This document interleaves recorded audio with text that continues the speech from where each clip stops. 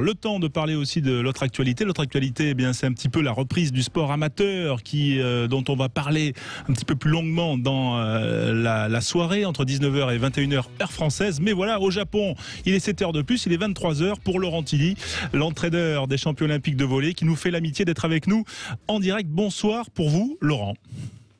Bonsoir, oui, tout à fait. Bon, merci. 11h du soir. Ouais, merci de veiller avec nous. En tout cas, je sais que vous êtes un amateur de rugby, vous qui avez été un immense joueur, notamment à Cannes, et puis ensuite entraîneur, bien sûr, du volley français, de l'équipe de France, mais pas seulement. Et aujourd'hui, vous êtes expatrié. Depuis quand? Parce que c'est vrai que moi, quand je vous ai contacté, je vous pensais encore, voilà, en Europe, en France, mais peut-être certes retraité des Bleus, mais en tout cas pas déjà parti au Japon. Oui, ça fait. J'ai commencé mon aventure au Japon l'année dernière déjà en club.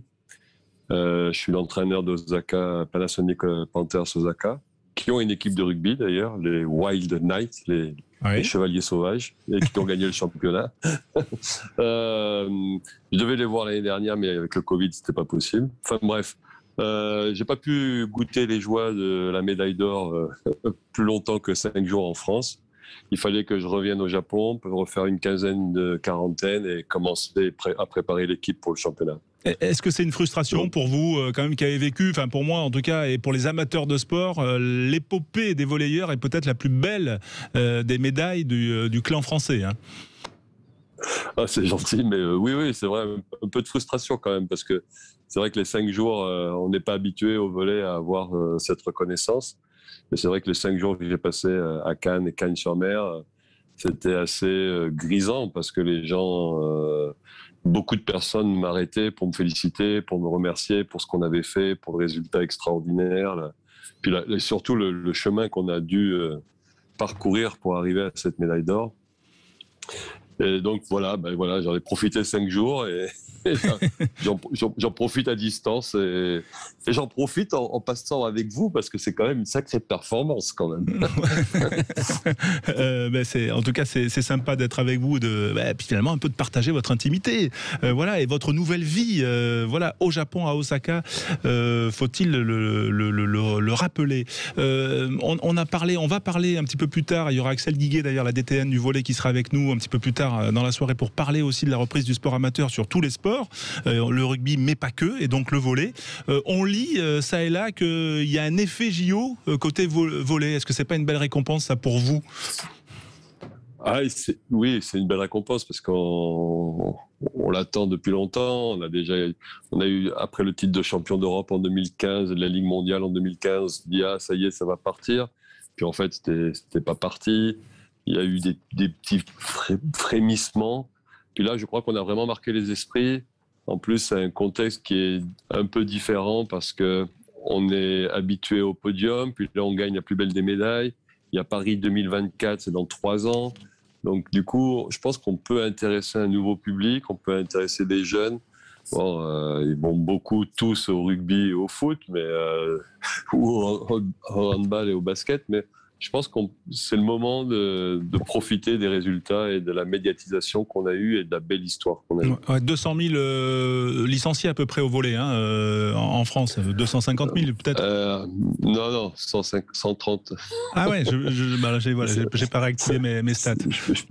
Je pense que c'est ça. Après, mais c'est peut-être la DTL le saura mieux. Mais c'est ça. Ouais, dans 3 mois peut-être après l'effet JO. Mais c'est vrai qu'on lisait ça là qu'il y avait plus de 20% pour cette rentrée. Alexandre Priam, une question pour Laurent Tilly. C'est possible.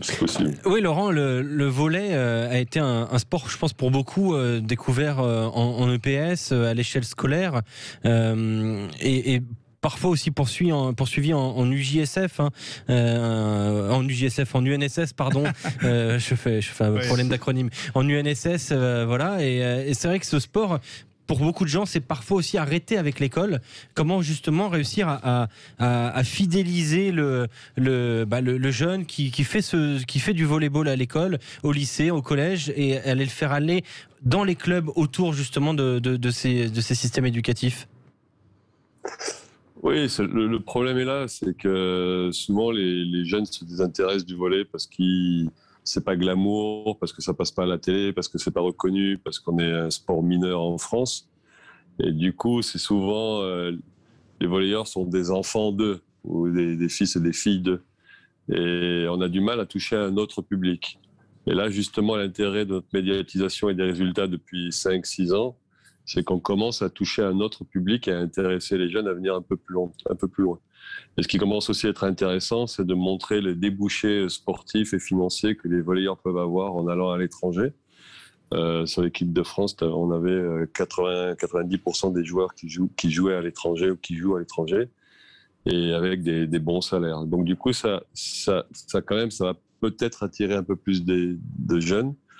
Mais vivre après, du handball, c'est une réalité aujourd'hui, Laurent Tilly ? Vivre du volleyball. Du volleyball, pardon. Oui, les volleyeurs commencent à gagner autant que les handballeurs, mais à l'étranger, pas en France. Mais dans les championnats comme l'Italie, la Pologne, la Russie, la Turquie, on arrive à très très bien vivre. Ouais. Et du coup, ça, c'est déjà un facteur. Et puis après, l'intérêt du volley, la source, enfin, je pense l'intérêt majeur du volley, c'est que c'est un sport qui est autant développé chez les filles que chez les hommes. Il y a vraiment une parité totale, et il y a une prolongation de la saison qui se fait sur les plages, sur les tournois sur herbe ou terre battue. Et donc, il y a vraiment une notion de volley tout au long de l'année, avec du plaisir et une mixité qu'on a rarement dans les autres sports. Et ça devrait être un atout entre l'aspect sportif de haut niveau, qui est très spectaculaire, et la convivialité. Et ça devrait être des atouts pour développer le volley. Ouais, alors ce qui est important aussi, cette équipe de France de volley, elle a gagné la plus belle des médailles, la médaille d'or olympique, et de quelle manière. Et en plus, elle continue de gagner, même sans vous. Voilà, finalement. Ben voilà, comme quoi, le plus important, ce sont les joueurs. Non, mais c'est vrai qu'ils sont sur la lancée. Je les regarde avec un peu de décalage, mais c'est vrai qu'ils sont sur la même lancée que les Jeux Olympiques. Quand on les voit jouer, on voit une sérénité, une maîtrise technique et physique qui fait qu'on a l'impression qu'on les voit aller jusqu'au bout. Et ce serait vraiment extraordinaire de gagner une deuxième médaille. Ouais, en enchaînant l'Euro. Un mois après, un mois des Jeux Olympiques. Ouais, mais bon, votre successeur, il plonge moins bien que vous quand même. Vous êtes d'accord avec ça? Oui, mais il a une carte de visite encore plus relevée. Mais oui, attention, parce qu'il est passionné aussi. Hein. Il est chaud, il est brésilien, et je pense qu'il va pas attendre longtemps pour plonger lui aussi. Ouais, ça doit vous faire bizarre quand même de voir vos joueurs. Bon, vous êtes partis 5 jours après, et puis là, ils sont repartis sur une aventure. Ça doit faire un peu bizarre. Vous communiquez encore avec eux? Comment ça se passe? Vous avez coupé net? Non, on a coupé net. Je pense que chacun a besoin de respirer et de continuer sa vie. Par contre, on a beaucoup de souvenirs ensemble. Mais c'est vrai que pour le moment, on n'échange pas. Et j'ai jamais trop échangé aussi. J'ai jamais été un entraîneur très très près des joueurs, parce que je pensais que il me à une exception près peut-être. Voilà, à une exception près. Mon fils. mais c'est vrai que vous savez, quand on vit 4 mois de l'année, 24 heures sur 24 en stage, il faut aussi des bouffées d'oxygène, et on a besoin de couper un peu les ponts. Et on se retrouve par contre toujours avec beaucoup de plaisir. Bon, nous aussi on est content de vous avoir eu. Justement, sur la carte du monde, vous êtes au Japon, nous on est à Paris. La famille Tilly, en tout cas ceux qui sont pratiquants de sport, ils sont où là? Il y en a au Japon, en basket, non, il me semble, Laurent. Oui, mais il est reparti, cet ingrat, il est reparti en Europe, il est parti en Grèce, à Rhodes. D'accord, il va falloir que du coup vous alliez en Grèce maintenant. Voilà, exactement. Le volleyeur qui était à l'étranger, lui, il vient de signer à Tours, donc il est revenu en France aussi. Et le petit dernier, il est parti aujourd'hui de Paris parce qu'il attendait son visa pour aller à Memphis NBA. Chez les Grizzlies. Aujourd'hui, chez les Grizzlies, il part aujourd'hui de Paris. D'accord. Pour Memphis. Voilà, j'ai perdu son prénom. Donc on est bien au petit dernier. Kylian. D'accord. Qui avait fait les championnats universitaires de basket. Kylian. Voilà, qui avait fait la finale de NCAA devant 77 000 personnes. Ils avaient perdu en finale, et voilà, il a été 4 fois champion de la conférence.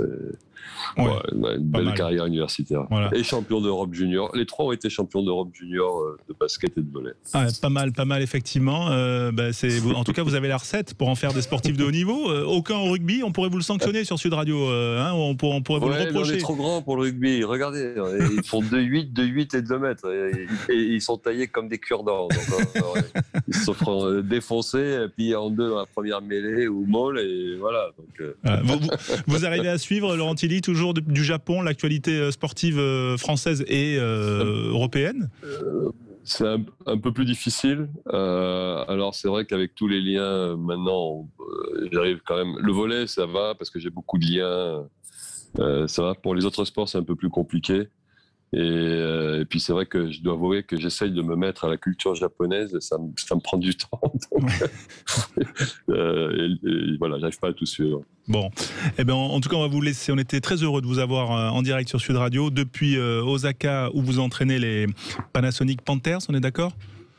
C'est ça, tout à fait. Et nous, on est les Panthers, et les rugbymen, c'est des chevaliers fous. Voilà, mais c'est pas mal. Mais en tout cas, c'est sympa de vous avoir eu. Encore bravo, de nous avoir fait vibrer comme ça. Voilà, c'est vrai que on suivait bien sûr l'évolution du volley, on voyait le travail effectué, mais là, ça a été